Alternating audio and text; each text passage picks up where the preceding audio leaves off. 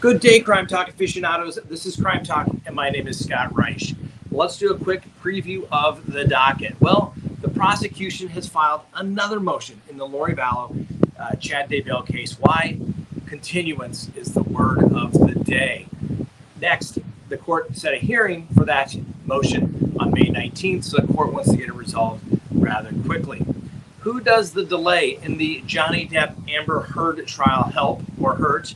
Another love story. That's right, the Whites. A convict and a cop. Some new updates. I told you in the Murdoch case, Alec Murdoch could not do it alone. Another co-conspirator has been indicted and arrested. And then finally, our dumb criminal of the day. Let's talk about it.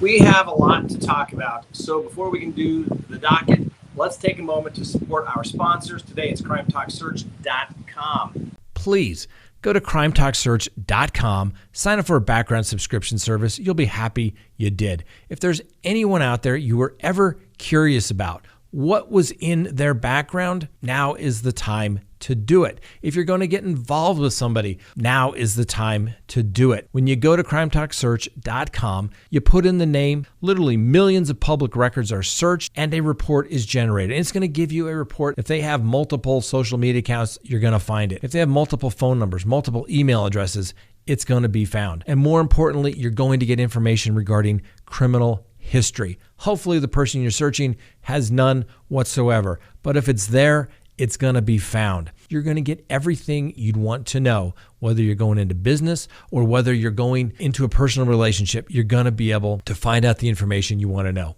So go to CrimeTalkSearch.com, sign up today. You'll be happy you did. Check out CrimeTalkSearch.com. We use it in our law practice daily, and you never know what you are going to find. All right, please like the video, subscribe if you have not, hit that bell for notifications. And if you can't watch us on YouTube, you can listen to us on your favorite podcasting app anytime. Simply type in Crime Talk with Scott Reich. All right. As you may recall, we left the country last week. We were south of the border. The lovely Miss Kristen and I remain south of the border in an undisclosed location, enjoying the sun. In fact, just on the other side of this camera, the lovely Miss Kristen is reading a book in the pool in our suite. That's right. It's a beautiful location. All right, let's get to the docket. Let's open the record for Monday, May 9th, 2022. Let's get going. First, the prosecution has filed another motion for, guess what? A continuance in the Lori Vallow matter. Now, why do they want a continuance? Okay, I've said it. The prosecution, by this time, that has literally been working on this case, presumably pretty much nonstop for the last two and a half years, should say, Judge, you tell us where, you tell us when, we'll have our witnesses, we'll have our evidence, and we will prove our case beyond a reasonable doubt. For some reason, the prosecution is absolutely, well, it comes across as terrified to just go try their case. Listen, sometimes prosecutors have to try the same case twice. And if that's what happens, well, you just got to do it sometimes. What the prosecution is saying is, hey, the charges against Lori Vallow and Chad Daybell were charged in one indictment. And since there was this competency evaluation, it kind of held things up. And Chad Daybell has waived speedy trial. His trial will begin in January of 2023. But when Lori Vallow appeared several weeks ago for her arraignment, she said not guilty. And she clearly stated she was not going to waive her right to a speedy trial. Does that mean? It means the state of Idaho has a legal obligation to get her to trial within 6 months from her saying not guilty. If the state doesn't do that, the case will be dismissed. Now, I can tell you, speedy trial is not usually a great reason to get a case dismissed. The state will oblige you, apparently, except when it comes to the DAs for Lori Vallow. I don't know what they're trying to do. So the prosecution has filed a motion in this case called Motion to Find Good Cause and Continue Trial and Prevent an Improper Severance. Basically, what the prosecution is saying is that we really wanted to try these cases together. That's why we indicted them together. It's the same witnesses. It's the same evidence. Don't make us do this twice, Judge. And oh, by the way, and we already told you the cost is close to $300,000. It's going to really be another $300,000. Although the court didn't hear that argument. Really what they're saying is that according to their own motion, it says the right to a speedy trial is guaranteed in the Sixth Amendment to the United States Constitution, Article 1, Section 13 of the Idaho Constitution. That pesky Constitution, right? Those plain meaning of the words, they have meaning and effect. The court has to give them meaning and effect. So the question is, how can the state get beyond the 6 months of speedy trial? Well, they're stating that the court has some authority under some previous cases decided there in Idaho where they said that there is a test. And if you have to show good cause.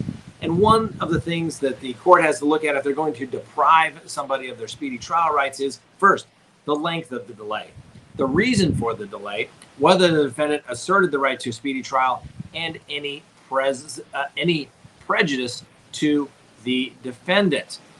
Now, obviously, anything outside of speedy trial could be prejudicial, right? The law says what it says. 6 months is 6 months. But like they teach in law school, there's an exception to every rule.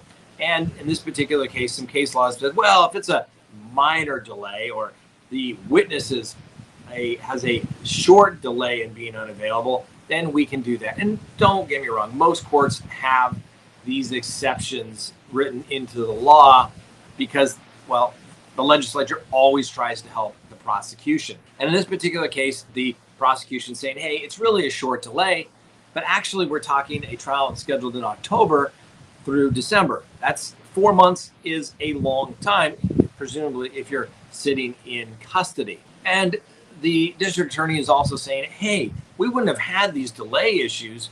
However, there was a long pretrial delay, and it was caused by Lori Vallow because, she went off to the state hospital. But guess what? I think that argument fails because, well, you can't prosecute somebody if they're not competent to proceed. And then they try to say that defendant Vallow Daybell has asserted her speedy trial rights, which she has, and the Supreme Court in Idaho has come up with an exception in some cases where you shouldn't necessarily worry about that, but where the defendant has not willingly agreed to waive speedy trial rights, well, you got to give them their trial. Now they say, well, there's prejudice to Miss Lori Vallow. The prosecution says, well, the prejudice is to be assessed in the interest of the right to speedy trial, designed to prevent oppressive pretrial incarceration, to minimize anxiety and concern of the accused, and to limit the possibility the defense will be impaired. And the prosecution says that really, what's the harm? She's already been in custody. She's not going anywhere. Let's just delay the trial. Now, the court has set a hearing on this in a couple of weeks. We'll see what happens. I hope the court says, guess what? These are the facts that we have been delivered. We have to interpret the facts with the law that's given, which is that she has a right to a speedy trial. Yes, I understand, prosecution. You're not happy that there's basically been a backdoor severance of these two trials, which the court's already ruled wasn't going to take place, but they got it anyway. Guess what? Those are the kinds of things, the legal maneuvering that takes place in court proceeding, and sometimes it works out for the prosecution, and sometimes it works out for the defense. I hope the judge says, nope, we'll see you here in October.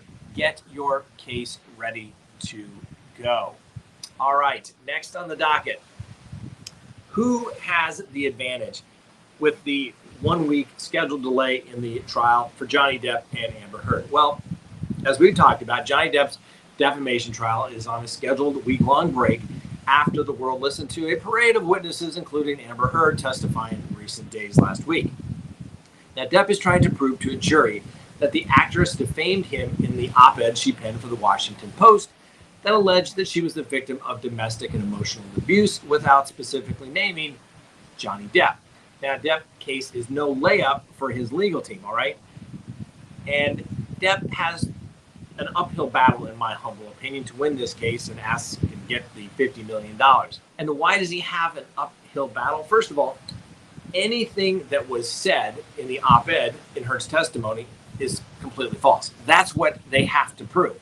Everything that she said is completely false, made up with malice. Because remember, he's a public figure, and truth is an absolute defense to a defamation case. Remember, the op-ed does not state a specific instant or a place or a time that any of this happened.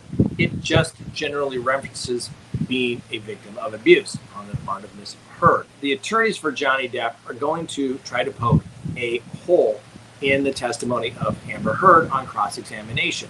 And this 1 week break is great for them. Certainly they are getting transcripts if they haven't already received those, or videos of what's taken place in court. And then they can go back in and prepare and literally probably excoriate Miss Heard. But Miss Heard's team also gets the advantage as well, because they get the opportunity to go see how things are being read in the court of public opinion, go back in and try to clean things up that maybe aren't going so great, ask those questions that the court of public opinion is asking, so that they have this time and can clean that up either on continuing direct or on redirect as well. It really helps both parties. But remember, Johnny Depp has to be able to show that never in his life has he ever done anything that could be constituted as domestic abuse under the law. In previous videos, we've given you that law. It's pretty general. It's really something done to an intimate partner with the intent to harass, annoy, alarm, intimidate, exert some power over. We'll see what the jury decides to do. Next on the docket, another love story. And just when you think you've seen the most powerful love story of all, Johnny Depp and Amber Heard, look at the Whites. That's right, confessed murderer Casey White, who broke out of the Lauderdale County Detention Center in Alabama on April 29th, aided by his 57-year-old prison guard, Vicky White. Now, the pair, who are unrelated but are apparently lovers, are still on the run from authorities now 10 days after they were supposed to arrive at an Alabama courthouse for a mental health evaluation. A woman living in Tennessee discovered that Casey and Vicky White's getaway car had been abandoned outside of her home. And this witness stated that it's a little eerie that they were, in fact, here. Jackie Adams came across the suspicious vehicle the evening of April 29th, roughly 100 miles from the jail the pair had fled earlier that day. Now, Adams, who drives a school bus in the rural town, said she was coming home from one of her other jobs when she saw the then identified SUV, tinted windows, and no tags, which belonged to the former corrections officer. Well, she called the sheriff's office to have it towed because she knows all the cars in the neighborhood and knew it wasn't anybody's car there. Well, the car still contained White's jail radio, handcuffs, and keys. And it was ultimately towed to the sheriff's department, unaware that this was involved in connection with the manhunt for the Whites.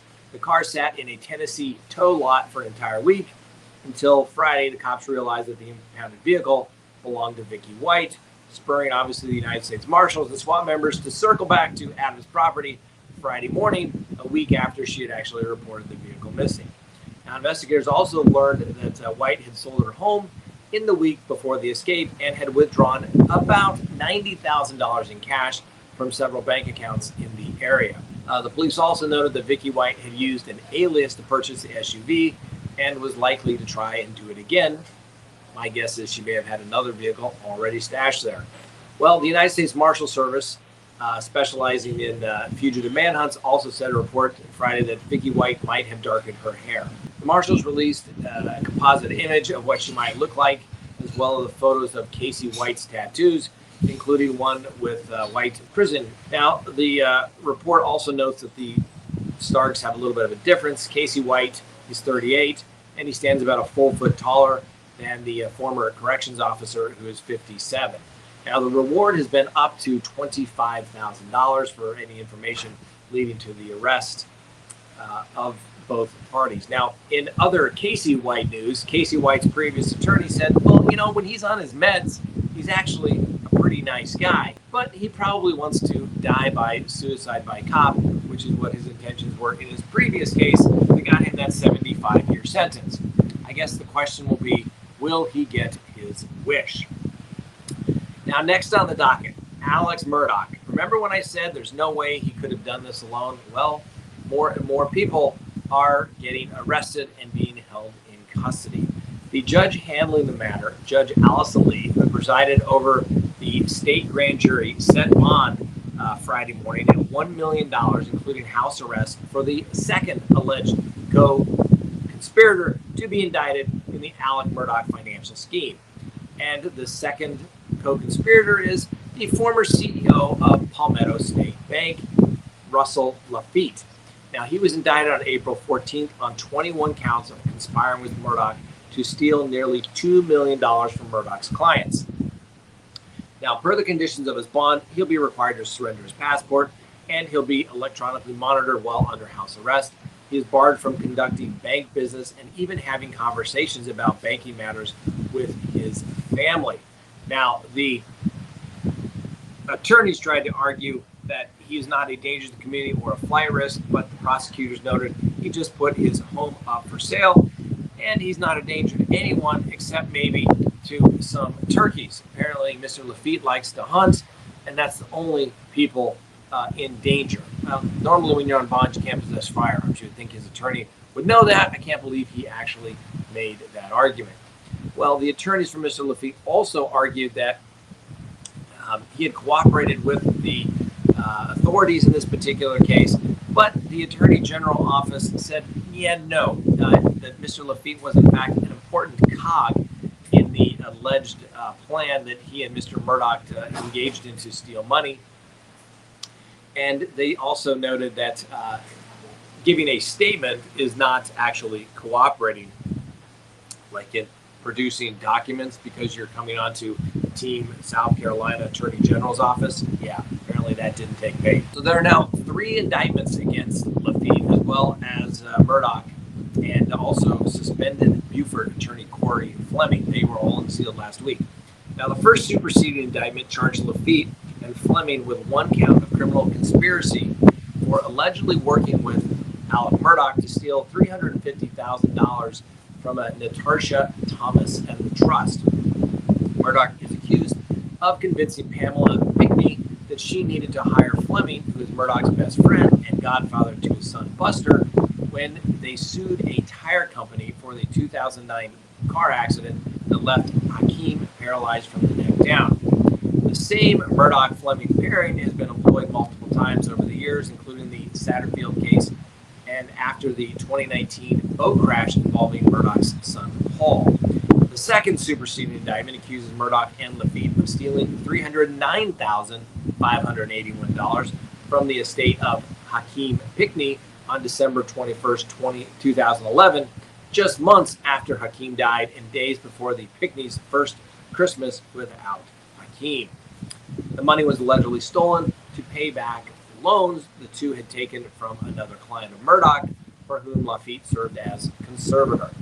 And Murdoch and Fleming are all charged with a criminal conspiracy for allegedly conspiring to surreptitiously misappropriate to Murdoch $89,133.44 in trust Fleming held as attorney for Pamela Pickney, according to the Attorney General's office. The second superseding indictment also accuses Fleming of using $8,000 from Pamela Pickney's trust to take himself, Murdoch, and another attorney on a private jet for the 2012 College World Series in Omaha, Nebraska. And the third superseding indictment charges Murdoch and Laffitte of conspiring to steal $1,325,000 in funds controlled by Laffitte at the Palmetto State Bank in Allendale County on behalf of Arthur Badger, whose wife was killed in 2011 in a car crash.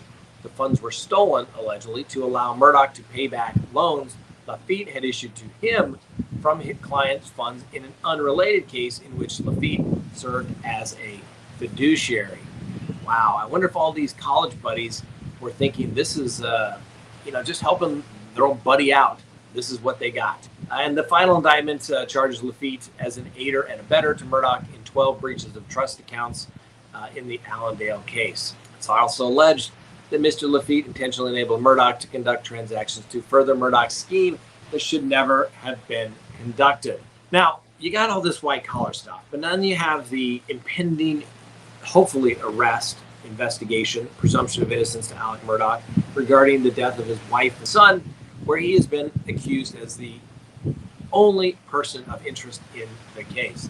I think things are only going to get worse for Alex Murdoch if you think they couldn't get even worse for him. And like I've said before, ladies and gentlemen, it's an undeniable truth, particularly when it comes to criminal defense. The threat of imminent incarceration tends to break the bonds of loyalty. Who is going to roll first? Who is going to step up and cooperate? Remember, in a multi-co-defendant case, the first one in gets the best deal and sets the bar for everybody else on what these sentences will be. All right, next on the docket, our dumb criminal of the day. And this is the first one. I don't think I've ever seen a case where they've argued about this. I've heard about money, I've heard about intimate relationships, jealousy, but wait till you hear this. A 28-year-old Florida man was arrested yesterday for allegedly battering his ex-boyfriend during a confrontation about penises. That's right. Cops report that Kyle Elias Perez, who shares a St. Petersburg residence with the 37-year-old victim, woke his ex up at about 5:15 a.m. and confronted the victim for not having any compassion for Perez's desire for an uncircumcised penis. Investigators noted that Perez, who apparently is circumcised, screamed at the victim for having no compassion for the arrested mutilated genitals. Perez, cops said, then grabbed the victim's arm and struck the man in the face, causing visible injuries to the arm and the face. Perez also allegedly scratched the victim while pulling his hair. When officers arrived on the scene, Perez fled the residence on foot and hid behind a vehicle in a rear alley, obviously hoping that they would never see him. Perez reportedly stated that the victim's account of the incident was correct and that he and his ex-boyfriend victim were arguing over uncircumcised penises. What can you say, ladies and gentlemen? You can't make this stuff up. All right, thanks for watching. Let's go ahead and close the record for Monday, May 9th, 2022. Have a wonderful day, and we'll see you tomorrow on Crime Talk.